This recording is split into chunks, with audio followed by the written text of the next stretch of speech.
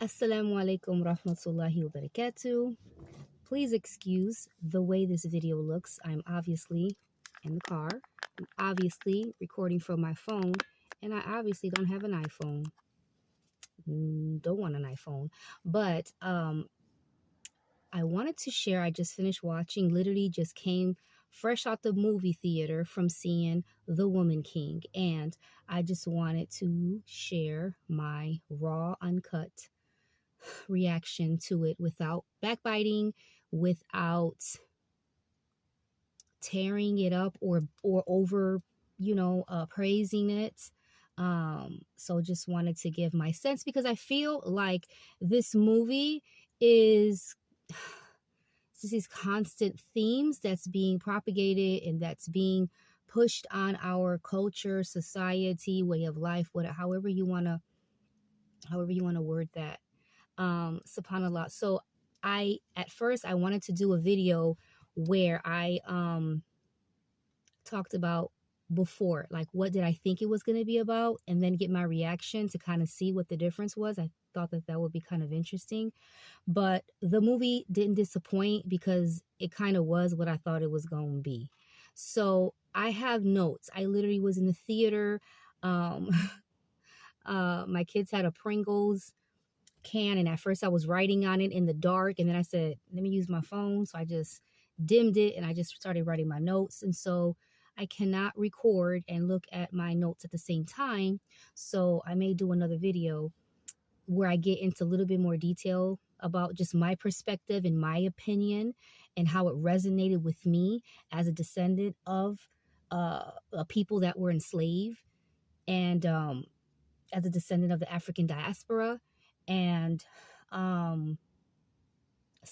So I would first like to say that I think that the actors and the performers and people that were involved were absolutely beautiful. They did an amazing job. Their characters were, the way that they played the roles were believable, and I feel like they were great. I feel like they were really great. MashaAllah, barakallah. However, the writing, like, I don't think, and not to make it a thing, but it is a thing. You have 3 white women writers. You have 4, I believe, like producer, people that are behind this, I think. Again, my notes are there. And I made sure before I watched the movie, I didn't go into too much depth. Like, I love history and things of that nature, but I don't know too much about the Dahomey tribe. Subhanallah, I do descend from the Benin tribe. I do have that in my ancestry. I think most of us do. Those of us that have ancestors. It's usually like the Ghana, the Benin, the Togo, the Nigeria. But anyways, so I say that to say that I watched the movie with kind of a fresh mind, kind of like, but then at the same time, I kind of like, when it first came out, one of my close friends loved it. She's like, she watched it twice. And then I had another girlfriend that I'm also close to. She loved it and she watched it twice. And I was like, okay. So I was like, I trust the taste of my girlfriends. I'm not saying it that way, but just what I saw. And so I would just say this, subhanallah. So I would say that this theme of women not needing men, this theme of men being weak and their only strength being in being brutal and in being sexual, is just, it's whack. It's whack. Like, it's just like, really, and it's just my opinion. I could be incorrect. I was even talking to my kids about it, and without giving away too many spoilers, I'm sorry, but you put the Muslims up in it. That's just my interpretation of it. You know what I'm saying? The horses, the turbans and all that. Like, I was like, yeah, like, subhanAllah, like, to me, it's the fuel that's added on when my husband literally does dawah a lot. He does a lot, and I even have participated in dawah with him, subhanallah, and our people, subhanallah, like, it's like this theme of basically you Black people, you Africans were already doing this to each other. You were already so barbaric with one another. You were already so heartless with one another. You know, the king talking about my brother sold our mom. You know, men selling their daughters. And not to the white man, but to another, like a husband, you know, like, you know, in combination to the slave trade. Also, it's just like, really? It's like, really? And then, you know, the Europeans, you know, when they came in, they got into the game, you know, they just participated in something that we had already had going. You know what I'm saying? Like, we already had this thing going. So no, we didn't. Nobody practiced slavery in the way that it was practiced when the Europeans got involved. Nobody could have fathomed. Nobody could have imagined. It's almost like, I mean, there's not even a comparison. I wouldn't even disrespect our ancestors or anything like that by even trying to make a comparison. It's like back then, that concept of chattel slavery, of rape, mutilating, chaining, stripping, and I know, and here's my, I don't want to make this too long. Everybody says that, but I'm looking at my timer. SubhanAllah. And inshallah, I can be done by 10 minutes. But I'm going to say this because a lot of people say this, right? Slavery was everywhere, right? Slavery was everywhere. Well, give me the place. Please put in the comment section below. Tell me the place, the group of people who their ancestors or who is going through it right now experience slavery in the way that it was done to the people in Africa. Let's say it, be very clear. Which group of people, okay? Which group of people, okay, were kidnapped from their homes? Kidnapped from their homes, right? Homeland, home whatever, right? What group of people were kidnapped, okay? Had their heads shaven, were stripped naked, were given new identities, okay? Not just, the Greek, the Romans, were the Greeks, were these people, were that people, okay? Were they captured as a people, right? Were they stripped of their identity, right? Their language? Were they then broken apart? Mom over there, sister over there, brother over there, for centuries. See, my ancestors come from the Caribbeans. So we were doing this before it really got to the States, you know, and that's irrelevant. But I mean to say that it went on for a long time. Like, it went on from a long time. I'm in my 40s, and in my lifetime, people who have survived slavery lived. When I was younger, it was like the last people in their 90s and in their hundreds, like the final people giving their narratives, their experiences that they saw, they themselves as children. Like, that's not too long ago. So in the comment section below, for anyone who's going to say that this was something where, who, tell me. You know what I'm saying? Like, tell me what group of people. When were the Italians? When were the British? When were the Puerto Ricans as the natives? When were a people, okay, captured as a group? Right? And not only that, they had the backings of many other countries, right? You had the Portuguese, you had Portugal, you had the Dutch, you had British, you had the United States. Like, it was you know what I'm saying? Like, where and when did this ever happen to another people? It didn't. It did not happen to another people. So I really wish people would stop dismissing the experience and what happened as if it was merely something that people did, like it was business as usual globally. No, it wasn't.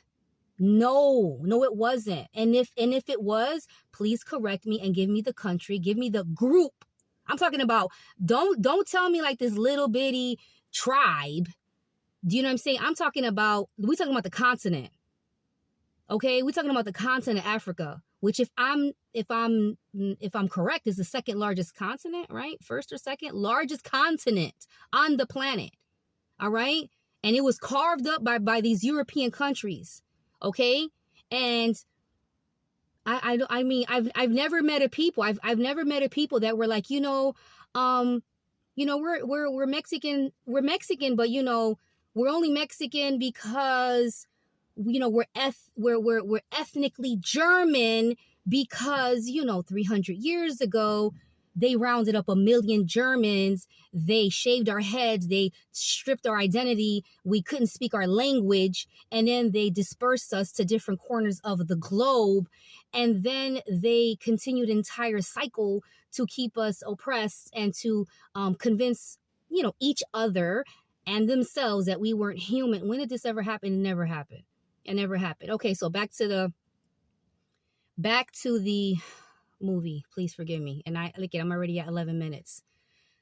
It's just like I recently was with my husband at the Taste of Soul in LA, and our people are so beautiful and so spiritual and so creative and so artistic and so mashallah barakallah, mashallah barakallah. But it's the same thing when it comes to talking about Islam. The Arabs, the black Arabs, the Muslims, the black Muslims, when you can't bring up slavery, you can't bring up slavery without them saying, you know what, if nothing else, them Africans sold us out. If nothing else, them Africans sold us out. You know what I'm saying? It's like, okay. And I would like to say that I feel like this movie right here feeds that narrative. I know people are going to say there is no reference to Islam in this movie. There's no obvious, but I saw it. I understood. I was very clear to me, at least, and then I will end with for Muslims that may, be considering watching a movie, or I don't know, subhanAllah. The shirk in that movie is off the chain. Like, if you ever watch, what was that big series? The Resurrection, Utragirl, I can't even say his name correctly. And in season 2, it's got the Nguyen guy, right? And it's got, subhanAllah, if you haven't watched that, just watch it. That's better than this, okay? So Nguyen is like the Mongolian leader of the Mongolian Empire, and he's got this guy who's like a spiritual, and this dude he's got blood in his head, he's bald-headed, and he's always doing this, he's a pagan worshiper, he's an idolater. And I was like, this was like the black version of that, in the sense of that dude he was a Dahomey, he came from the Dahomey tribe. That's you know what I'm saying, like the idol worship was insane. The blood, and we are blood, and blood. You know what I'm saying? And then when she saw the cross on his chest, like, oh, I'm drawn to it. Oh, I was like, okay, all right. SubhanAllah. I literally had to make wudu. And I was like, this was in the middle of my Asr time. I swear, I told my kids, I felt like I had rolled in dog poop after watching that movie because of the freaking, just the shirk and the paganism. And like, really, why is it always the same? It's always the same story. And I'm going to leave with this because I've already went over my time. This feeds a narrative, in my opinion, okay? And I'll maybe, inshallah, I'll go over it again. I don't know. I'll get into it more when I have my notes and stuff like that. But this feeds in the narrative of, we were just some savages. We were some savages worshiping rocks, cutting ourselves, pouring it out for the dead ones, praying to people who died.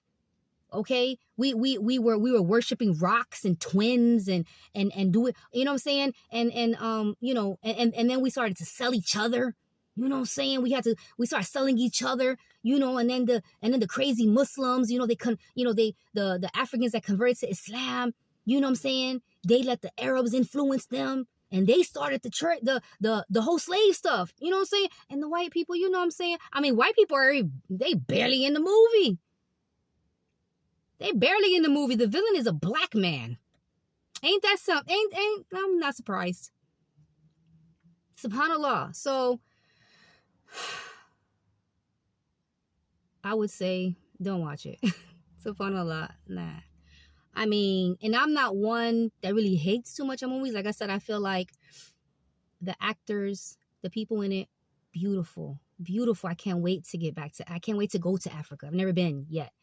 I just recently came from Puerto Rico. Love Puerto Rico. Oh my gosh. And, you know, inshallah, maybe I'll share my experience. I recently was in Puerto Rico. I was in Bayamon. I was in Vieques. I wanted my kids to see our people. I wanted them to see how we come, and it was hot. It was hot, but I can't wait to go. I cannot wait to go to Africa. I keep saying back. I've never been. I can't wait to go to Africa. And that's one thing that this movie did, subhanAllah. So not hating on that. But I'm not ignorant enough to know that when I get to the motherland, everybody ain't going to be in pagan worshiping. Everybody is not going to be into voodoo, pagan, idolatry, libations. SubhanAllah, like we failed to mention, like the Muslim majority countries that are in that are in Africa, point blank, period. And I just, you know, I would say don't watch it, you know.